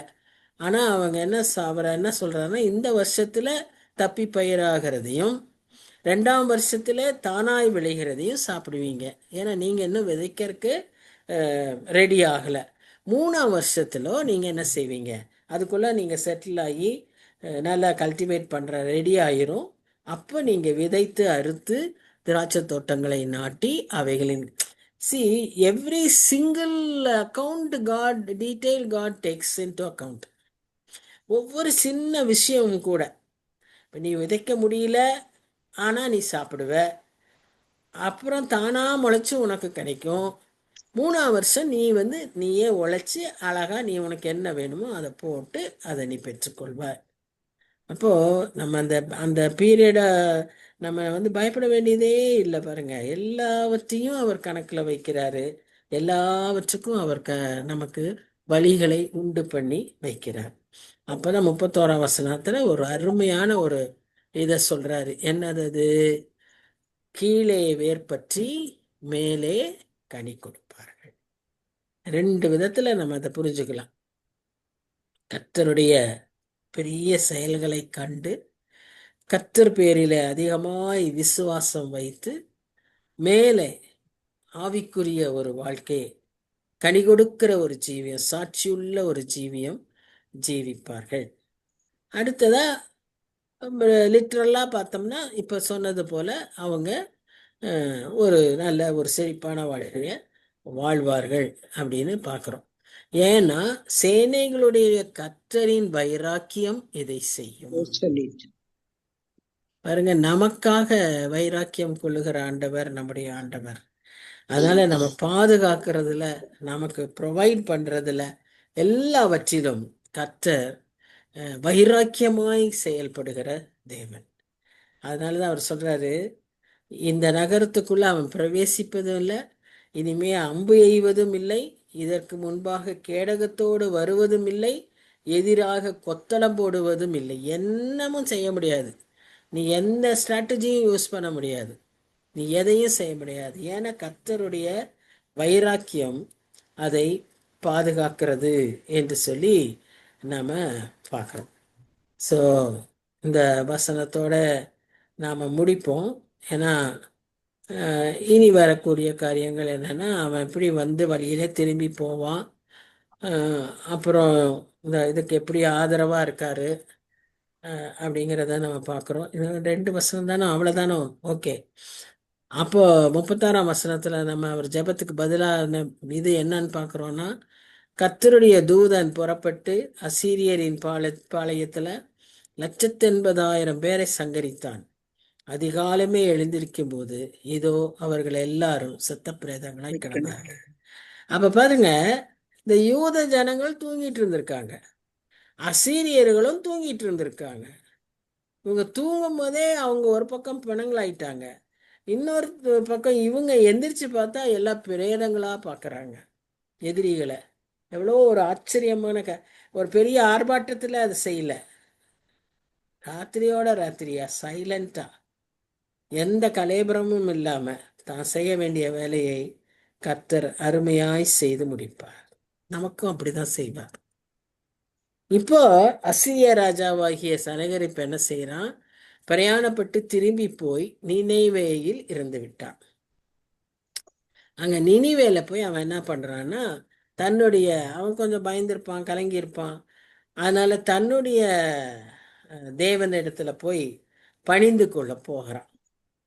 அங்க போய் அவன் பணிந்து கொள்ள போகும்போது இந்த 37ல இருந்து 38ஆம் வசனம் வரைக்கும் நடுவுல 20 வருஷம் கேப். ஆக்சுவலா 37ல அவன் நினிவேக்கு போனாங்கிறது. அதுக்கப்புறம் 20 இயர்ஸ்க்கு அப்புறம் தான் இந்த 38ஆம் வசனம் நடக்குது. அவன் போய் அந்த கோயில்ல பணிஞ்சுக்கும் போது அவனுடைய சொந்த குமாரர் 2 பேரை அவனை பட்டயத்தால வெட்டி போட்டு தப்பித்து ஓடினார்கள் அப்படின்னு சொல்லி பார்க்குறேன். இது நல்லா ஞாபகப்படுத்தி பார்த்தீங்கன்னா, முதல்ல ஏசாயா கிட்ட போய் இந்த மக்கள் கேட்க போகும்போது அவர் கொடுத்த தீர்க்க தரிசன வார்த்தை, அவனை நான் திரும்ப அனுப்புவேன், அவன் போய் அவன் பட்டயத்தால் அவன் தேசத்திலே வீழ்த்தப்படுவான்னு சொன்ன அந்த வார்த்தை எக்ஸாக்டா நிறைவேறிச்சு. ஒருவேளை அந்த போய் திரும்ப போனதுக்கும் இந்த வீழ்த்தப்படுகிற சம்பவத்துக்கும் நடுவு 20 வருஷம் இருக்கும். அப்ப பாருங்க, கர்த்தர் செய்யறத அவர் நேரத்துல அவருடைய டைம் டேபிள்ல செய்வார். நாம நினைக்கிற மாதிரி உடனுக்குடனே அப்பவே நடந்துற காரியங்கள் நடக்கவே நடக்காது. ஸோ எல்லா எக்ஸ்பெக்டேஷனுக்கும் எல்லா பாசிபிலிட்டிஸுக்கும் எதிராக அசீரியர்கள் என்ன பண்ணாங்க? ஒரு அம்ப கூட எய்யாதபடிக்கு அவங்க போனாங்க. அசீரியர்களை குறித்து பொதுவா என்ன சொல்வாங்கன்னா, அன்ஸ்டாப்பபிள், நிறுத்தவே முடியாது, அன்டிஃபீட்டபிள், அவங்கள தோற்கவே முடியாது, தோற்கடிக்கவே முடியாது. ஆனா அவர்கள் நிறுத்தப்பட்டார்கள், அவர்கள் தோற்கடிக்கப்பட்டார்கள்.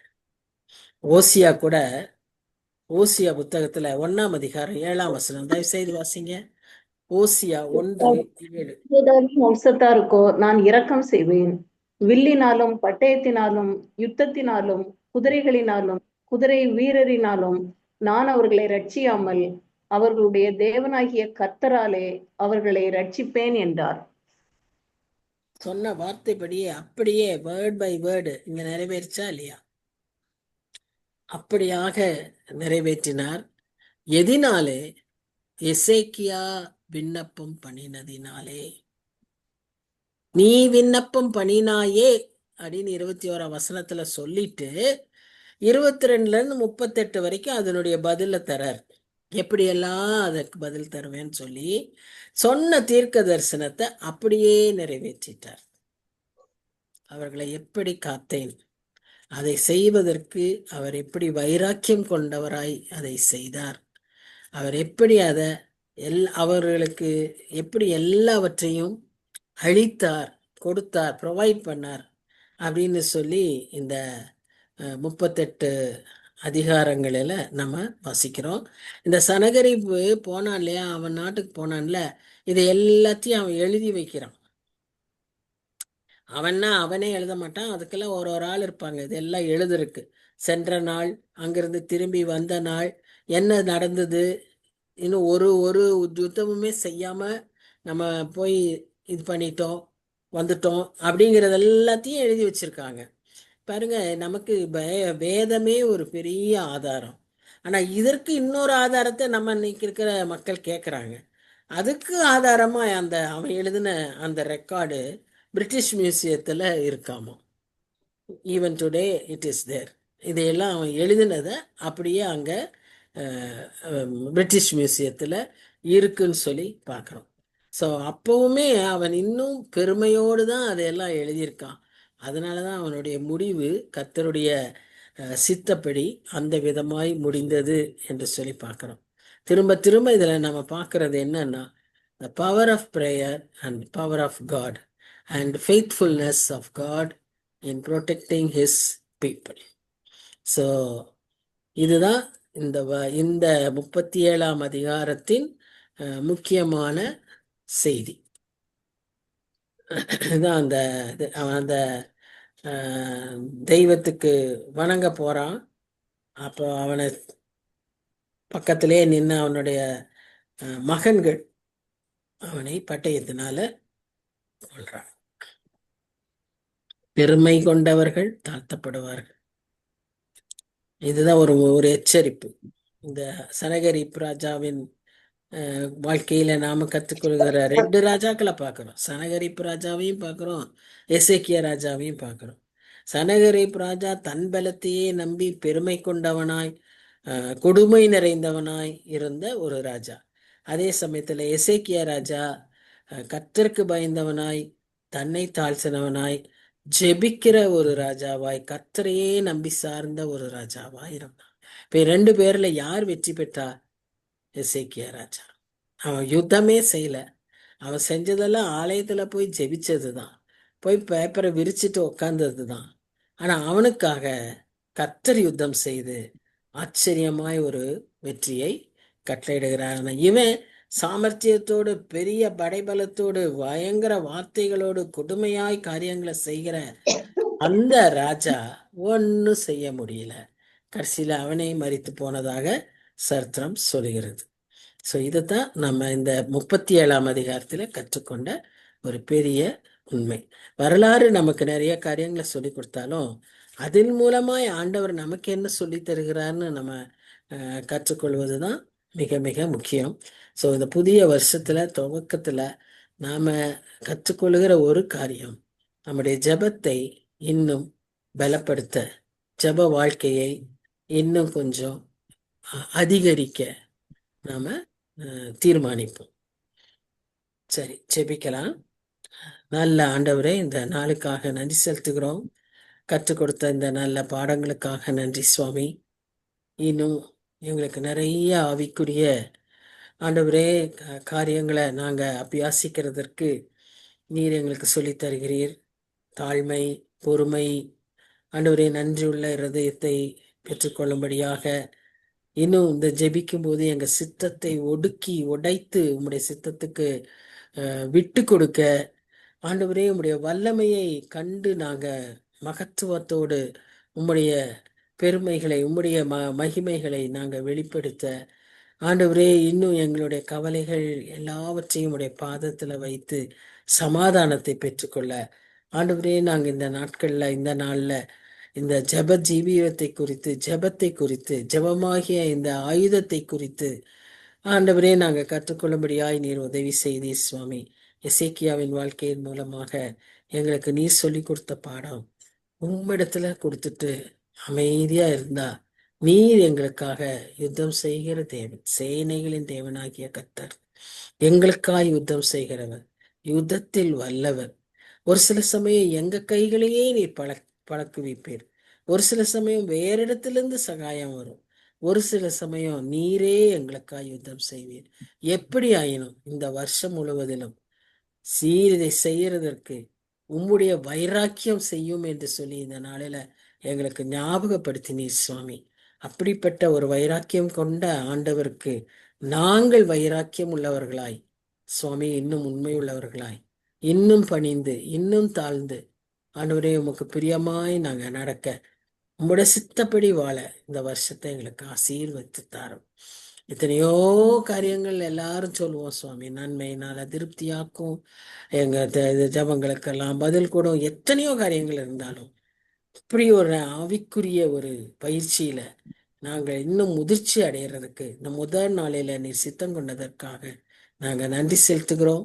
இதை எப்பொழுதும் மனதில் வைத்து அதன்படி நாங்கள் வாழ எங்களுக்கு நீர் கிருபத்தார். வந்திருக்கிற ஒவ்வொருவருக்காகவும் நாங்க நன்றி செலுத்துகிறோம். குடும்பங்களை ஆசீர்வதிங்க, தேவைகளை சந்திங்க. எங்க எல்லாருக்குமே சுவாமி நல்ல சுகத்தை, பலத்தை, ஆரோக்கியத்தை, எங்க சரீரங்களில் இருக்கிற வலிகள், வேதனைகள் எல்லாவற்றையும் மாற்றி போட்டு ஆண்டவரை உற்சாகமாய் இன்னும் இன்னும் உத்வேகத்தோடு இந்த கடைசி நாட்கள்ல தீவிரமாய் உடைய பணிகளை செய்யறதுக்கு எங்களுக்கு உதவி செய்யுங்க. தாழ்த்தி உடைய கருத்துல ஒப்பு கொடுக்கிறோம். பொறுப்பேற்றுக்கொள்ளும், வழி நடத்தும். நேசிக்கிற இயேசு கிறிஸ்து மூலமாய் வேண்டிக் கொள்கிறோம் பிதாவே. ஆமேன், ஆமேன், ஆமென். Thank you everyone. God bless you. Chandini sister, very happy. நீங்க வரமாட்டீங்கன்னு நினைச்சேன். இல்ல சிஸ்டர், அந்த நேரம் ஒரு போன் கால் வந்துச்சு, எனக்கு அவாய்ட் பண்ண முடியாத ஒரு நீங்க சிச்சுவேஷன். என்னமோ சொன்ன மாதிரி இருந்துச்சு. இல்ல என் டாக்டர் நேத்து கிளம்பி போனா, நேற்றே போயிட்டாங்களோ? ஆமாமா, சென்னை வரைக்கும் அக்கம்பெனி பண்ணணும்னு நினைச்சு நான் போகல. சரி சரி.